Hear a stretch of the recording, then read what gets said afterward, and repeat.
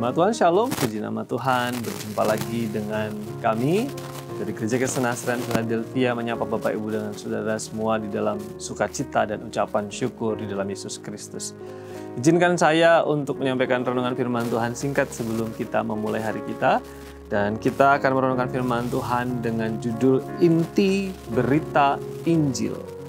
Injil yang diberitakan kepada kita semua oleh rasul-rasul, oleh firman Tuhan, intinya apa? Kira-kira begitu. Teks firman Tuhan dari Kisah Para Rasul pasal 9 ayat yang ke-20 yang berkata seperti ini. Ketika itu juga ia memberitakan Yesus di rumah-rumah ibadat dan mengatakan bahwa Yesus adalah anak Allah. Ini adalah kisah lanjutan dari pertobatan Saulus. Ketika dia berjumpa dengan Yesus di jalan lurus menuju kota Damsyik, dilayani oleh Ananias, diterima oleh murid-murid yang lain, kemudian persepsi, perspektif, keyakinan, iman, pemikirannya berubah. Yang awalnya tidak percaya kepada Yesus, sekarang menjadi percaya kepada Yesus, dan bahkan dia memberitakan siapa Yesus itu yang sebenarnya. Dalam teks firman Tuhan ini, Saulus memberitakan bahwa Yesus adalah anak Allah. Inti berita Injil yang disampaikan oleh Saulus, Yesus adalah anak Allah.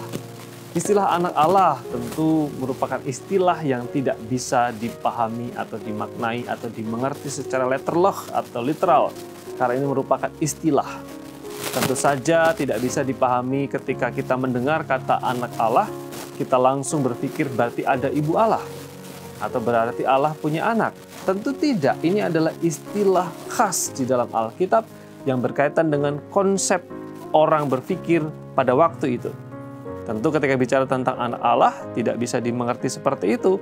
Sama halnya ketika kita bicara tentang anak kunci, tentang anak panah, tentang anak tangga misalnya, kita tidak harus berpikir apakah tangga punya ibu, apakah tangga bisa beranak, dan lain sebagainya. Karena ini adalah ungkapan atau istilah. Di dalam konteks Alkitab, istilah anak Allah merujuk kepada pengalaman Tuhan Yesus sendiri ketika dia dibaptis. Lalu kemudian ada suara yang terdengar dari surga, inilah anakku yang kukasihi, kepadanya lah aku berkenan.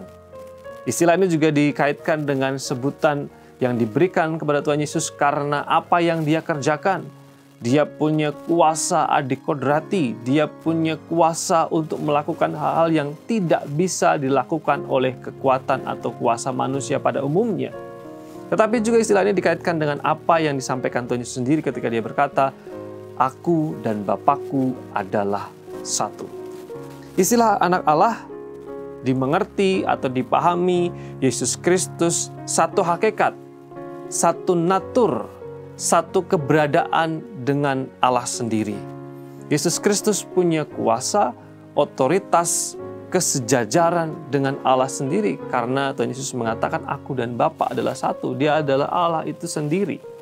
Jadi sekali lagi istilah ini yang diberitakan Paulus pada waktu itu menjelaskan bahwa kuasa Yesus, otoritas Yesus, bahkan natur Yesus yang sama dengan Allah sendiri. Inti berita Injil berkaitan dengan kealahan Yesus di dalam ungkapan Yesus sebagai anak Allah.